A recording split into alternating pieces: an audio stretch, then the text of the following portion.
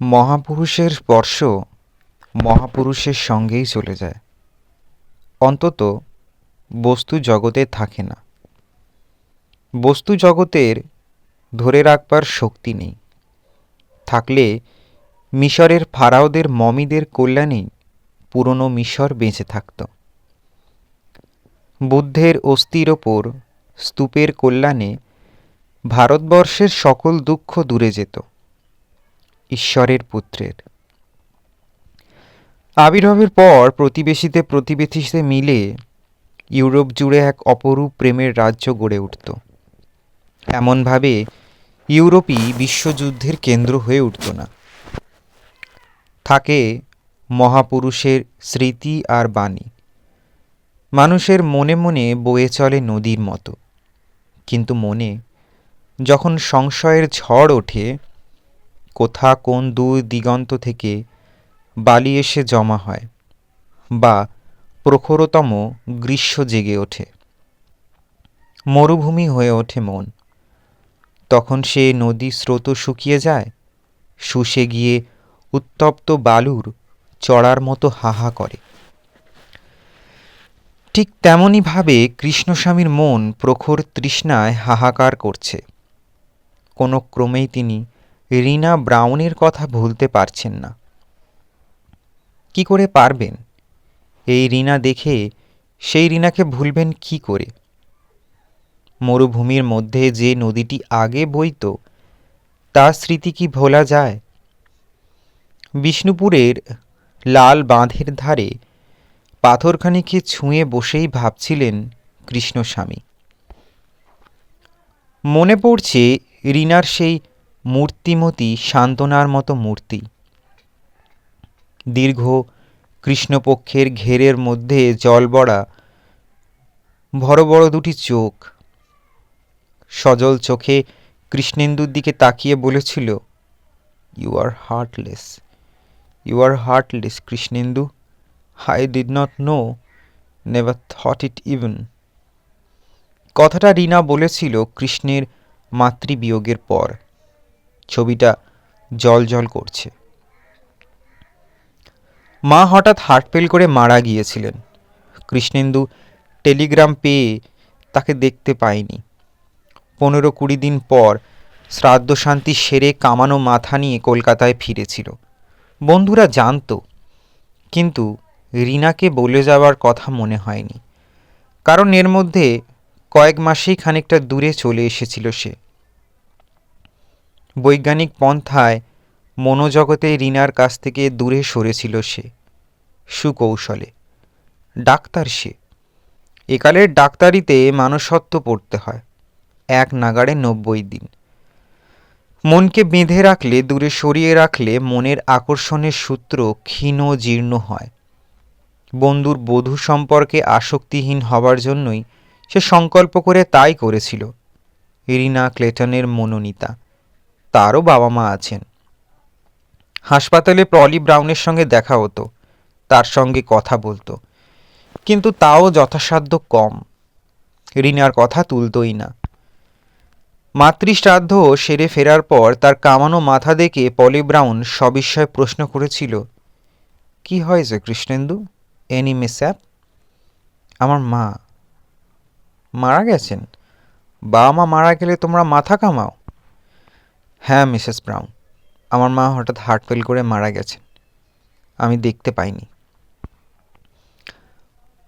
পলি brown পরমাত্মীয়ার মতোই সান্ত্বনা দিতে চেষ্টা করেছিল, অন্তর থেকে ধন্যবাদ জানিয়েছিল কৃষ্ণেন্দু। সন্ধ্যায় সে ধর্মতলায় বন্ধুর চেম্বারে বসে আছে। এমন সময় এলো রিনা। চোখে জল নিয়ে সে তাকে তিরস্কার করে অনুযোগ জানালো, তুমি হৃদয়হীন কৃষ্ণেন্দু। আমি জানতাম না, ভাবিনি কখনো। বসো রিনা। না, এই কটা কথাই বলতে এসেছিলাম।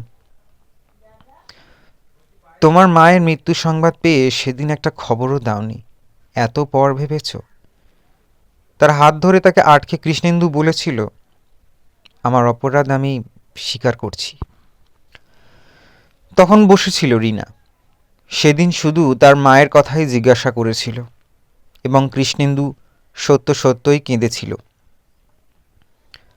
আজকের কথা আমার মনে অক্ষয় হয়ে রইল রিনা। তোমার পবিত্র হৃদয় স্বর্গের মতো, তার স্পর্শে আমার মন জুড়িয়ে গেল। একটুখানি হাসি ফুটে উঠেছিল রিনার মুখে, বেদনায় ম্লান কিন্তু শান্ত। বলেছিল, সত্যি মায়ের স্নেহ আমি কখনো পাইনি কৃষ্ণে। মামি পলি আমাকে ভালোবাসে, কিন্তু তার চেয়েও গাঢ় ভালোবাসার স্বাদ পাই আমি কুন্তির কাছে। ভাবি ও শুধু আমাকে মানুষ করেছে, আমার আয়া। তাহলে গর্ভধারিণী মায়ের স্নেহের স্বাদ কেমন? রিনা চলে গেলে কিছুক্ষণ অভিভূত হয়ে বসেছিল কৃষ্ণেন্দু। এই ঘটনা থেকেই আবার রিনার সঙ্গে যোগসূত্র নতুন হয়ে উঠল। সূত্রটা সুতো ছিল না, কালের সঙ্গে মাত্র কয়েক মাসেই জীর্ণ হয়ে যাওয়ার মতো উপাদানে তৈরি ছিল না। ওটা ছিল সোনার মতো ধাতু থেকে গড়া, 1000 বছর পরেও মাটির তলা থেকে ওঠা সোনার আভরণের মতো 1000 বছর আগের দুটি হৃদয়ের যোগাযোগের সাক্ষ্য দেবে। খাঁটি সোনা, কোনো খাদ ছিল না। আবার হঠাৎ একদিন, সেদিন হাসপাতাল কম্পাউন্ডে ঢুকেছে কুন্তি রিনার আয় ছুটে এসে তাকে বলল, ডাক্তারবাবু। অদ্ভুত তার চোখের দৃষ্টি। সে দৃষ্টি এমন যে যেন কথা কইত। বুকের ভেতরে রাগ হোক, হিংসে হোক, ভয় হোক, আতঙ্ক হোক, সে যেন আপনার রূপ নিয়ে স্পষ্ট ফুটে বের হতো। কুন্তির চোখে সেদিন ছিল আতঙ্ক আর আকুতি। দৃষ্টি থেকেই সে বুঝল কিছু ঘটেছে। কৃষ্ণেন্দু তখন সদ্য পাশ করেছে, হাউস সার্জন হয়ে রয়েছে। তার কল্পনা সে বিলেত যাবে, বছর দুয়েকের মধ্যেই টাকা সে সংগ্রহ করতে পারবে। টাকা তার কিছু আছে, মা তার মৃত্যুকালে গহনাগুলি তাকে দিয়ে গেছেন। শ্রাদ্ধের পর তার বাবা তার হাতে সেগুলো দিয়ে বলেছেন, তুমি নিয়ে যাও, রাখো, আমার খরচের হাত। পাশ করে তুমি ডিসপেন্সারি করবে বলেই সে দিয়ে গেছে। তাছাড়াও কলেরার চিকিৎসায়, সেলাইন, ইঞ্জেকশনে এরই মধ্যে তার খ্যাতি যথেষ্ট হয়েছে এবং সাহস তার অপার। সেদিকে তার উপার্জনের পথ প্রশস্ত। পাশ যতদিন করেনি ততদিন অন্য ডাক্তারের পেছনে তাকে যেতে হতো। এবার সে একলা যাবার অধিকার অর্জন করেছে এবং এদেশের বড়লোকের বাড়িতে দুষ্ট খাবারে প্রবেশাধিকার আজও অবধি, এবং তাদের গান্ডে পিণ্ডে খাবার প্রবৃত্তিও প্রচণ্ড। কলকাতা শহরে মাছির অভাব নেই, ভ্যাকসিনও এরা নেয় না। ওদের বাড়িতে মোটা টাকা উপার্জনের পথ তার অবারিত। ধর্মতলার চেম্বার ছাড়াও চিতপুর অঞ্চলে একটা চেম্বার করেছে। সালভারশন ইঞ্জেকশনে নাম সব থেকে বেশি। ধর্মতলায় অ্যাংলো ইন্ডিয়ানরা লজ্জা না করে চিকিৎসা করায়। চিতপুর অঞ্চলে যারা লজ্জা করে সঙ্গোপনে চিকিৎসা করাতে যায় তাদের জন্য চেম্বার। এখানে 4 টাকার জায়গায় 8 টাকা ফি। রিনার কথা গোপন অন্তরে আছে, কিন্তু তার খবর রাখে না, বিদেশে চলে যেতে চায়। কুন্তি সভায় চোখ বড় বড় করে বলেছিল, রিনা কাঁদছে ডাক্তারবাবু, কাঁদছে, ফুলে ফুলে কাঁদছে সকাল থেকে। কেন, কি হয়েছে? জানি না। জনি সাহেবের বাবার কাছ থেকে কি চিঠি এসে সাহেবের কাছে, আমি জানি না, ওরা বলছে। কৃষ্ণেন্দু না গিয়ে পারেনি। রিনা সত্যই পড়ে পড়ে কাঁদছিল। কৃষ্ণেন্দু যেতেই সে একখানা চিঠি ফেলে দিয়ে বলেছিল, আমি কি করব কৃষ্ণেন্দু? এবং সে ফুলে ফুলে কেঁদে চলেছিল। জনির বাবা চার্লস ক্লেটন চিঠি লিখেছে ব্রাউন সাহেবকে। আপনার চিঠি জন পেয়েছে, অনেক ধন্যবাদ আপনাকে। আপনি সত্যকারের একজন ইংরেজ এবং খ্রিস্টান, আমিও তাই। জনিও খ্রিস্টানের ছেলে, খ্রিস্টান।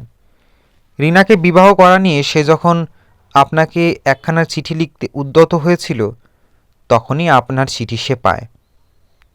জন যে কথা আপনাদের জানাতে চেয়েছিল সে কথা আমি জানাই। যাচাই না হলে প্রেমের ঠিক মূল্য বোঝা যায় না। ভগবানকে ধন্যবাদ যে রিনার সঙ্গে মেলামেশার স্বরূপকে সে অল্পদিনেই বুঝতে পেরেছে। বন্ধুত্বকেই সে প্রেম বলে ভুল করেছিল। জন এখানে এসে চাকরি নিয়ে বৃহত্তর সমাজে প্রবেশ করে তার প্রকৃত ভালোবাসার পাত্রীর সন্ধান পেয়েছে। কর্নেল রেমন্ড আমার পুরনো বন্ধু, পলি তাকে জানে। তার মেয়ে এমিলি, এমিলি রেমন্ড অত্যন্ত ভালো এবং সুন্দরী মেয়ে। তারা দুজনেই দুজনকে ভালোবেসেছে এবং শীঘ্রই তারা স্বামী স্ত্রীতে পরিণত হবে। A poor girl in distress is a sacred thing. Rina দুঃখ পেলে তার জন্য আমার গভীর সহানুভূতি রইল। সময়ে সবই সেরে যাবে। রিনার সম্পর্কে যে সত্য আপনি তাকে জানিয়েছেন তার জন্য অসংখ্য ধন্যবাদ। আপনি একজন খাঁটি খ্রিস্টান। স্তম্ভিত হয়ে গিয়েছিল কৃষ্ণেন্দু। ক্লেটন সম্পর্কে মনে একটা আঘাত পেয়েছিল, একটা দুরন্ত ক্ষোভ জেগে উঠেছিল তার। সে আজ এখানে থাকলে। কৃষ্ণেন্দু খোলা জানালা দিয়ে কলকাতার বাড়িগুলোর মাথার ওপরে আকাশের দিকে তাকিয়েছিল। ক্লেটন এমন পাষণ্ড। I gave him my everything Krishnendu. Rina বালিশে মুখ গুঁজে কাঁদতে লাগলো এবার। রিনা, কেঁদো না Rina. Look at me, in my face Rina. Rina তার দিকে ফিরে তাকিয়েছিল।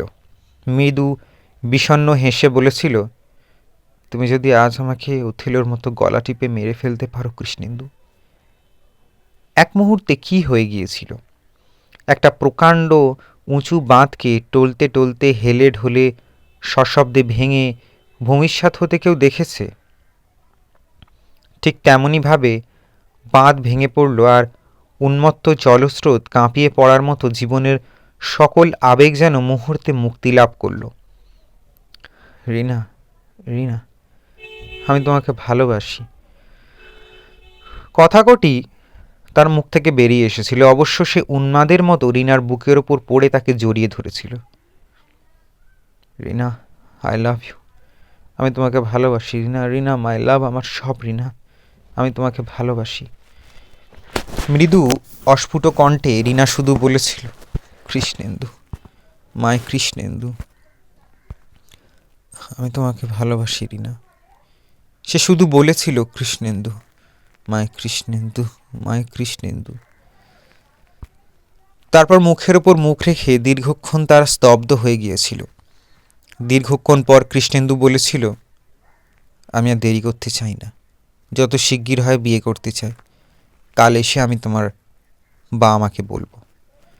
পরের দিন কৃষ্ণেন্দু গিয়ে বলেছিল ব্রাউন সাহেবকে।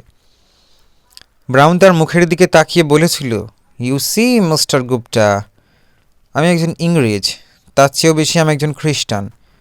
আমার মেয়ে রিনা অবশ্য একজন অ্যাংলো ইন্ডিয়ান, তার মধ্যে কিছুটা এদেশের রক্ত আছে, কিন্তু সে আমার মেয়ে।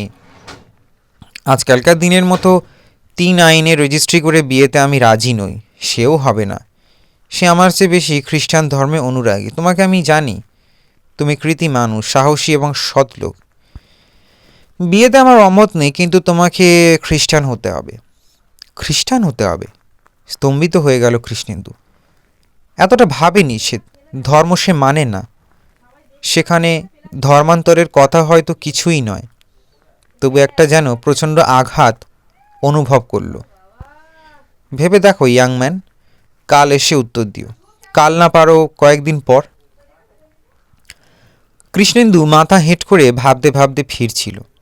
রিনার ঘরের দোরে থমকে দাঁড়িয়েছিল। রিনার দরজা বন্ধ। সে ডেকেছিল, রিনা। ক্রন্দনরুদ্ধ কণ্ঠে উত্তর দিয়েছিল, তুমি যাও, তুমি যাও। আমি ভাবিনি, আমি এই কথা ভাবিনি। Go back Krishnendu, go back. Rina, না না না না, ফরগেট মি, গো ব্যাক। সে চলে এসেছিল। সিঁড়ির বাঁকে দাঁড়িয়ে কুন্তি, সে কাঁদছিল। কৃষ্ণেন্দুকে দেখে বলেছিল, রিনা মরে যাবে ডাক্তার বাবা, রিনা মরে যাবে। পৃথিবী ঘুরছিল, আকাশ মাটি ঘর বাড়ি মানুষ সব যেন পাক্ষে মিলিয়ে যাচ্ছিল। একটা অসীম শূন্যতায় ভরে যাচ্ছিল তার মন। সব শূন্য, সব শূন্য। রিনা ছাড়া আজ আর সে পৃথিবীতে বাঁচবার কল্পনা করতে পারে না। ধর্ম, ধর্ম তো সে মানে না, সত্যই মানে না, ঈশ্বরও মানে না। সে মানে নূতন কালে নূতন সত্য, কি ঈশ্বর নেই, এই সত্যই তার কাছে আজ একমাত্র সত্য। Truth is god. সত্য যদি ভগবান হয়, তাহলে সব ধর্মই আজ সমান মিথ্যে তার কাছে। তবু একটাকে অবলম্বন করে থাকতে হয়েছে তাকে। সে মানে না, তবু তাকে লোকে বলে হিন্দু বৈদ্য, তাকে কাগজে লিখতে হয়, ফর্ম পূরণ করতে হয়। কিন্তু আজ রিনা তার জীবনের শ্রেষ্ঠ সত্য। তার জন্য সে হবে, খ্রিস্টানই হবে। তার বাবা? সঙ্গে সঙ্গে বুকের ভেতরটা তার হাহাকার হয়ে উঠল। বাবা, তার বাবা, বাবা কি এটা প্রসন্ন মনে গ্রহণ করতে পারবেন? কিন্তু খ্রিস্টান হয়েও কি সে তার সন্তান থাকতে পারবে না? তার ধর্ম নিয়ে তিনিই থাকবেন, তার আচার আচরণ সমস্ত কিছুকে সে আজ শ্রদ্ধা করে তেমনই করবে। সে তো কোনো ধর্মের আচরণের মধ্যেই নিজের জীবন সত্যকে সন্ধান করবে না। সে সন্ধান করবে তার ধর্ম এই চিকিৎসা বিজ্ঞানের মধ্য দিয়ে, চিকিৎসক জীবনের আচার আচরণের মধ্য দিয়ে। তবে কিসের বিরোধ, কিসের বিরোধ, কিসের সংঘর্ষ হবে খ্রিস্টান শুধু নামে রিনার জন্য? বাবা থাকেন গ্রামে, তিনি বৃদ্ধ হয়েছেন, তাকে তার প্রয়োজন কতটুকু? সেবা সে করবে, তিনি ছোবেন না, তাকে ছোবেন না, রিনাকে ছোবেন না। কেন ছোবেন না? কেন? অধর্মাদের মতো সে বেরিয়ে এলো। তার অন্তর থেকে দেহের অণু পরমাণু চিৎকার করছিল, রিনা, রিনা, রিনা। রিনাকে ভিন্ন সে বাঁচতে পারে না। এ তার দেহ লালসা নয়, সে বারবার পরীক্ষা করেছে। তার চেয়ে বেশি কিছু, অনেক অনেক বেশি। হাসপাতাল থেকে শরীর অসুস্থ বলে সে চলে এলো। ছোট একটা ব্যাগে সামান্য কটা জিনিস নিয়ে হাওড়ায় ট্রেনে চেপে বসল। বাড়ি পৌঁছলে দাঁড়ালো বাবার সামনে। তুমি হঠাৎ? বাবা চমকে উঠলেন। এ কি চেয়ারা? আপনার কাছে এসেছি, অনুমতি চাইতে এসেছি। আমি একটি খ্রিস্টান অ্যাংলো ইন্ডিয়ান মেয়েকে বিয়ে করতে চাই। বাবা চমকে উঠলেন না, চিৎকার করলেন না। তার মুখের দিকে সে অভ্যাস মতো শান্তভাবেই বললেন, এ আমি জানতাম। বাবার পা দুটো ধরে উপুর হয়ে পড়ে কৃষ্ণেন্দু উন্মাদের মতো বলেছিল, আপনি বলুন। বাবা বলেছিলেন, তুমি উন্মাদ, নইলে আমার পায়ে ধরে লজ্জাহীন হয়ে কথা বলতে পারতে না যে একটি খ্রিস্টান মেয়ের জন্য আমার ধর্ম তুমি ত্যাগ করবে। তাকে ভিন্ন আমি বাঁচব না। তুমি মরে গেলে আমি আত্মহত্যা করব। এ কথা আমি বললে মিথ্যা বলা হবে কৃষ্ণেন্দু। আত্মহত্যা আমি করব না, কষ্ট নিশ্চয়ই হবে, কিন্তু বাঁচব, ভগবানের নাম করে বাঁচব। আমার ধর্মে আত্মহত্যা অধর্ম। সে চিৎকার করে উঠেছিল, বাবা। বাবা শান্ত স্বরে বলেছিলেন, উত্তর আমি দিয়েছি কৃষ্ণেন্দু। ওই মেয়েকে বিয়ে করলেও আমার কাছে তুমি মৃত, মেয়েটিকে না পেয়ে মরে গেলেও তাই। আমি তোমাকে বলেছিলাম রেগিও না, তুমি শোনোনি। তার সঙ্গে জীবনের অগ্নিসাক্ষী করে 7 পা যদি হেঁটে থাকো, তাহলে তোমার উপায় কি? দীর্ঘ নিঃশ্বাস ফেলে হেসে তিনি গোবিন্দ স্মরণ করেছিলেন, আর কথা বলেননি, উঠে চলে গিয়েছিলেন। কিছুক্ষণ দাঁড়িয়ে থেকে কৃষ্ণেন্দু যেমন উন্মাদের মতো গিয়েছিল, তেমনি উন্মাদের মতোই ফিরে চলে এসেছিল একেবারে স্টেশনে। বাবা তার একবার ফিরেও ডাকেননি। কলকাতার পথে মাঝখানে নেমে পড়েছিল। সারাটা রাত বসেছিল প্ল্যাটফর্মের ওপর। ভোর রাত্রে আবার ট্রেন ধরে কলকাতায় ফিরেছিল। এসে রিনা চিঠি পেয়েছিল। না না, এ তুমি করো না কৃষ্ণেন্দু, আমি মিনতি করছি। এই আমার শেষ কথা কৃষ্ণেন্দু, আমি আসানসোল যাচ্ছি রেভারেন্ড আর্নেস্টের কাছে। তার কাছে শান্তি আছে, শান্তির জন্য যাচ্ছি আমি রিনা। কিন্তু কৃষ্ণেন্দু তখন দৃঢ় প্রতিজ্ঞ, মন স্থির করেছে রিনাকে তাকে পেতেই হবে। জীবনের যে কোনো মূল্যে রিনাকে তার চাই। ধর্ম, জাতি, প্রতিষ্ঠা সব দিতে পারে সে, রিনা জানে না রেভারেন্ড আর্নেস্ট তাকে শান্তি দিতে পারেন না, তার ধর্মও পারেন না। শান্তি, সুখ, আনন্দ, তৃপ্তি সব আছে তাকে পাওয়ার মধ্যে। জীবনের সুখ, জীবনের শান্তি যেমন ভোগের মধ্যে, বস্তুর মধ্যে নেই, তেমনি জীবনকে ছেড়ে দিয়ে আদর্শবাদের বা ধর্মের আচার আচরণ, মন্ত্র জপ, ত্যাগ বা কৃচ্ছ সাধনের মধ্যেও নেই। শুধু কায়ার মধ্যেও নেই, আবার কায়া বাদ দিয়ে মায়ার মধ্যেও নেই। কায়া মায়া মাখামাখি এই জীবন। জীবনের কাম্য যদি কোথাও থাকে, তবে সে জীবনের মধ্যেই আছে। রিনা, তুমি যা চাও তা আমার মধ্যে, আমি যা চাই তা তোমার মধ্যে। রূপ, রস, বর্ণ, গন্ধ, স্বাদ, মন, মাধুর্য, স্নেহ, প্রেম, সান্ত্বনা, এই তো জীবনের কামনা। হে আছে জীবনের মধ্যেই, আর কোথাও নেই, আর কোথাও নেই। সে বড়িয়ে পড়িয়েছিল আবার। হাত দেরি নয়, একবার গিয়েছিল সে ব্রাউনের কাছে, পলির কাছে। আমি খ্রিস্টান হওয়া ঠিক করেছি মিস্টার ব্রাউন। ব্রাউন কয়েক মুহূর্ত স্থিরভাবে তার মুখের দিকে তাকিয়েছিল, তারপর উঠে এসে তার হাত ধরে বলেছিল, তোমাকে অভিনন্দন জানাচ্ছি গুপ্তা। কৃষ্ণেন্দু বলেছিল, আশা করি রিনার সঙ্গে বিয়েতে কোনো অমত থাকবে না আপনার। নিশ্চয়ই না, অত্যন্ত আনন্দের সঙ্গে সম্মতি দেব। রিনা আঘাতে মর্মাহত হয়ে আসানসোল গেছে, সে থাকলে উচ্ছ্বসিত হয়ে উঠত। আজই আমি যাচ্ছি চার্চে। আমি তোমাকে সাহায্য করতে পারি যদি বলো। ব্রাউনের সাহায্যে তার ধর্মান্তর গ্রহণ অত্যন্ত সহজ হয়ে গিয়েছিল। ধর্মান্তর গ্রহণের পর ব্রাউন বলেছিল, you run up to Rina, bring her back. Polly বলেছিল সে কাঁদতে কাঁদতে গেছে, আসুক সে হাসি মুখে। কৃষ্ণেন্দু বলেছিল, কাল যাব। ফিরে গিয়েছিল তার বাসায়। তার আগের দিন সে নতুন বাসা করেছে ধর্মতলায়, রিনাকে নিয়ে সংসার পাতবার মতো বাসা, যেখানে ছিল খ্রিস্টান হবার পর আর যেখানে থাকতে চায়নি। নিষ্ঠুরভাবে আঘাত দেবে প্রতিবেশীরা। মনে একটা প্রশ্ন জেগেছিল, ধর্ম যদি ঈশ্বর দেয় তবে এমন অনুদার কেন? প্রেমহীন করে কেন মানুষকে? এক মুহূর্তে এতকালের প্রতি স্নেহ সব মুছে গেল, সব মুছে গেল। ঈশ্বর কি প্রেমহীন, প্রীতিহীন, স্নেহহীন? সে কি বিদ্বেষপরায়ণ? সে আঘাত করে। মনটা কেমন হয়ে গিয়েছিল। ধর্ম সে মানে না, ঈশ্বরকে সে নেই বলেই ধ্রুব জানে। তবু হিন্দু ধর্ম ছেড়ে খ্রিস্টান ধর্ম গ্রহণ করে কেমন যেন হয়ে গেল মনটা। সারাটা রাত বারান্দায় ডেক চেয়ারে বসে রইল। নিউ টেস্টামেন্টখানা নিয়ে পড়াবার চেষ্টা করল, মন লাগলো না। রিনার ছবি নিয়ে তার দিকে তাকিয়ে বসে রইল। মন তখন আবার উৎসাহে ভরে উঠেছে। সারা রাত রিনার সঙ্গে বিয়ের স্বপ্ন দেখেছে। সে উঠল। আসানসোল, আসানসোলে যাবে সে, রিনা। সকালের রোদ যেন সোনার ঝলক বলে মনে হচ্ছে। পৃথিবী মাটির, পৃথিবী কঠিন। সূর্যের আলো সোনা নয়, বড় উত্তপ্ত। মানুষের সবচেয়ে বড় সর্বনাশ তার আত্মপ্রবঞ্চনায়। নিজেকে সে যত বঞ্চনা করেছে তার চেয়ে বেশি বঞ্চনা আর কেউ করেনি। অলিককে সত্য বলে ধারণা করে তার পেছনে ঘুরে ঘুরে ক্লান্ত হয়ে একদিন সে মুখ থুবড়ে পড়ে হাহাকার করে মরে। সে অলিকের মোহে সোনাকে বলে মাটি। মুখের খাদ্য ঠেলে দিয়ে উপবাসে নিজেকে পীড়িত করে। রিনার যে দৃষ্টি, সেই স্তম্ভিত বিস্ময়ে ভরা মুখ আজও তার মনে পড়ে। সে আসানসোলে মিশনে এসে রিনাকে সামনেই পেয়েছিল। রেভারেন্ড আর্নেস্টের বাংলোর সামনে উদাস দৃষ্টিতে আকাশের দিকে তাকিয়ে দাঁড়িয়েছিল।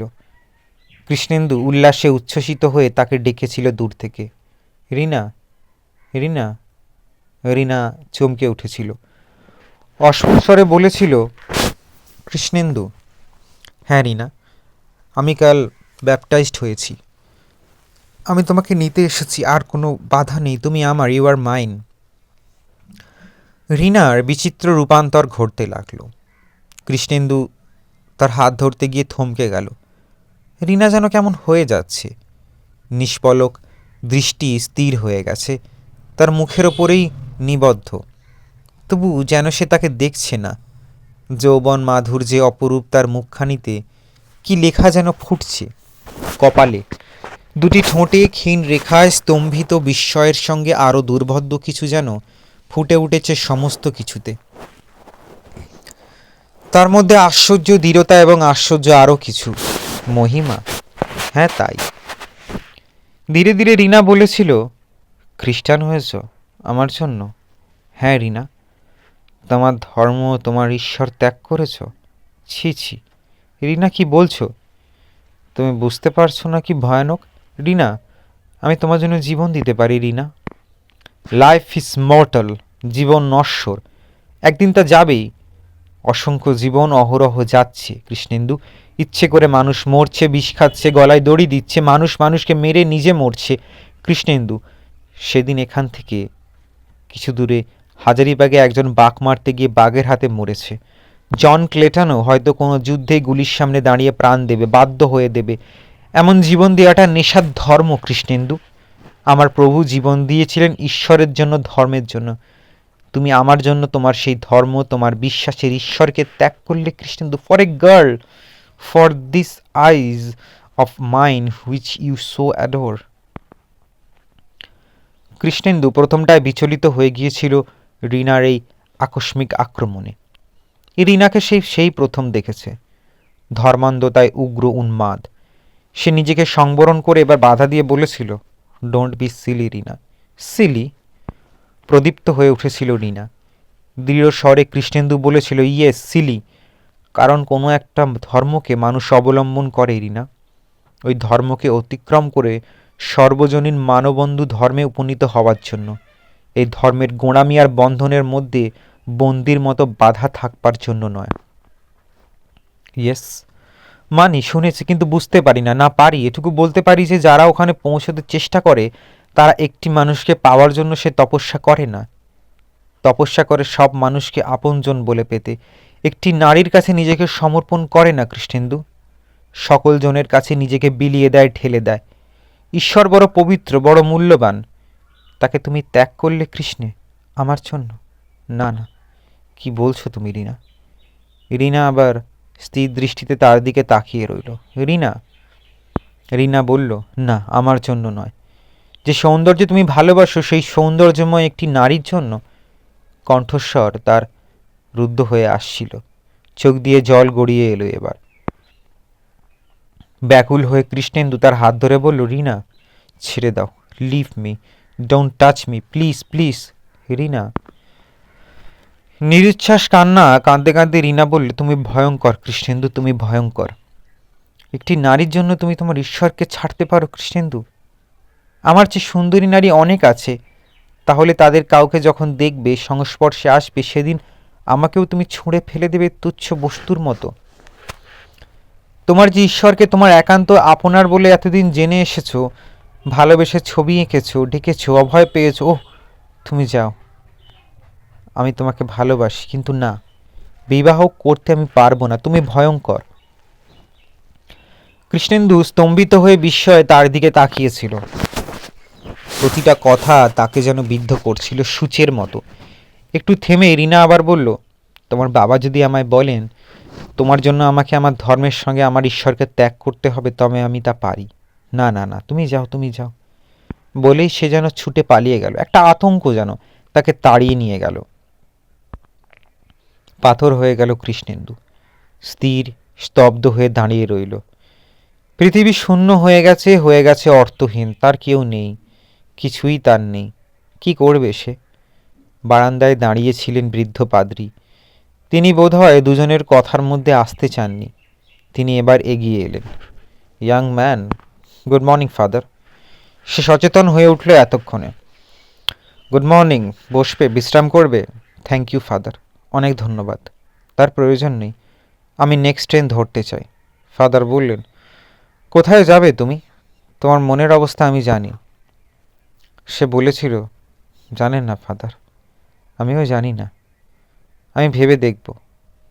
লেট মি থিঙ্ক ফাদার, মাই সান। কৃষ্ণেন্দু বলেছিল, আমি কথা দিচ্ছি ফাদার, আমি মরব না। সে চলে এসেছিল। সেই রিনা ব্রাউন, যে এরপর বুকে ঝুলিয়ে নেবে ক্রস আর একমাত্র পাঠ্য হবে হোলি বাইবেল, ভেবেছিল কৃষ্ণেন্দু। যে রিনা ব্রাউন সারা জীবন অবিবাহিত থাকবে ভেবেছিল, সেই রিনা ব্রাউন। সে উন্মাদিনীর মতো মদ আর ব্যভিচারে নিজেকে ভাসিয়ে দিয়েছে। আমেরিকান অফিসারের জীবনের স্বাদ মিটিয়ে দেওয়া উচ্ছল উল্লাসের মধ্যে আত্মসমর্পণ করে ঘুরে বেড়াচ্ছে, ভেসে বেড়াচ্ছে। স্মৃতিও বোধহয় নষ্ট হয়ে গেছে। ওথেলোর কথাও তার মন থেকে মুছে গেছে। বললেও মনে পড়ে না, ওই কুঁচকে তাকিয়ে থাকে।